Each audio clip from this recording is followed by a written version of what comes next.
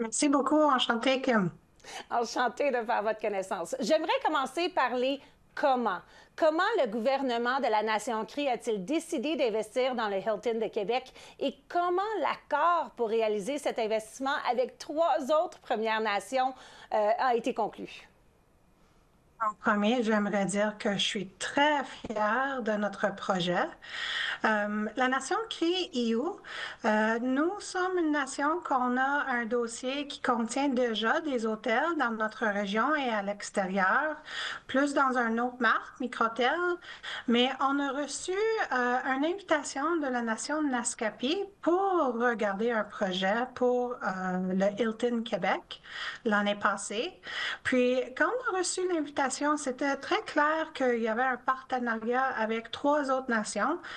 C'était quelque chose qui m'intéressait beaucoup parce que oui, c'est un beau projet économique, mais pour moi, j'étais vraiment fière que c'était un projet qui va être toujours basé sur une grande relation avec les autres nations autochtones. Je trouve que c'est très beau de montrer qu'on est capable de venir ensemble comme ça pour se soutenir. Je suis curieuse de savoir si le Hilton à Québec va se transformer un petit peu avec une image autochtone pour refléter ce partenariat-là. Ben, c'est clair que quand on a fait notre annonce à Québec, c'était bien reçu. On avait la présence de maire de Québec qui était là. Mais aussi, il y avait beaucoup de médias, beaucoup d'intérêt sur la grande annonce. Oui, c'est un des buts de notre projet, c'est de peut-être changer un peu le décor, la manière qu'on se présente comme nation autochtone. On verra qu'est-ce qui va se passer dans l'année qui va venir, mais c'est sûr qu'il va y avoir un peu de changement sur le look. J'ai hâte de voir ça. La Nation Cree, comme vous avez dit, a réalisé des investissements immobiliers intéressants dans le Sud, en commençant par la décision de construire aussi le projet résidentiel ODA dans le Vieux-Montréal. Est-ce que c'est dans vos plans ou dans les plans de votre gouvernement de continuer à diversifier vos investissements dans le Sud de cette façon-là avec des investissements immobiliers? On a un grand dossier d'investissement immobilier. Oui, on a plusieurs projets, pas juste dans le sud. Mais cette année, on a lancé un grand projet pour la nation EU. C'est de diversifier nos investissements aussi dans le territoire de notre nation, dans les communautés, pour augmenter la présence des hôtels dans notre communauté pour recevoir le monde. On veut ajouter dans notre dossier pour le tourisme. On a un autre projet intéressant dans le Vieux-Port de Montréal, une boutique autochtone pour les artisans. Je vous invite aussi pour regarder le magasin Wachia dans le Vieux-Port. Proche de notre tour ODA, on commence des gros projets pour vraiment démontrer l'image de la nation Cree dans le sud, mais le but, c'est vraiment d'attirer aussi du tourisme, la présence du monde qui veut venir faire une grande visite à Iwashti. Bien, parlons de ce tourisme-là. On a vu récemment le premier navire style cruise ship qui est venu à travers le Saint-Laurent en hiver.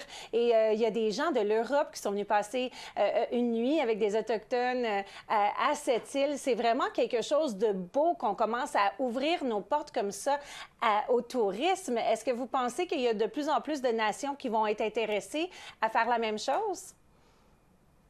Ben, moi, j'ai vraiment un grand rêve qu'il y a un train de tourisme entre toutes les nations autochtones ici à Québec, tu sais, de vraiment débarquer de l'avion à Montréal pour voir les Mohawks, de faire la rivière pour voir les autres nations, de montrer dans le Grand Nord pour voir les Inuits, les Cris, et aussi de passer un tour, tu sais, dans la nation des Inuits dans le Nord pour vraiment apprendre c'est qui les Autochtones de Québec, au Canada aussi. Il y a toujours eu une grande ouverture. Je pense que tout le monde sait qu'on aime recevoir la visite à la maison.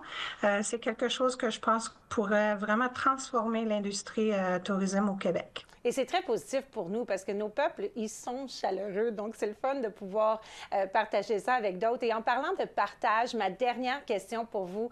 Il y a plusieurs petites nations qui vous regardent en ce moment puis qui se disent Peut-être qu'on serait capable de faire la même chose. Peut-être qu'on pourrait commencer à penser à s'investir. Est-ce que vous avez des conseils pour ces dirigeants-là qui seraient peut-être intéressés à un développement économique similaire?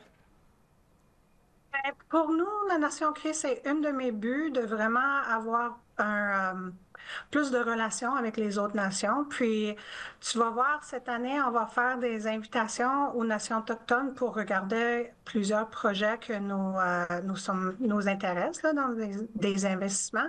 Mais vraiment, juste de lancer un coup de fil, tu sais, téléphoner, demander des questions, c'est là où la connexion commence.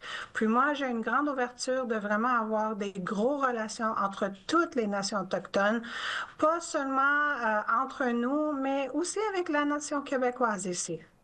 Bien, vous êtes facile d'approche. Vous avez accepté notre invitation sans hésiter. On vous en remercie énormément et j'espère voir plus de développement dans le futur et j'espère vous revoir à l'émission.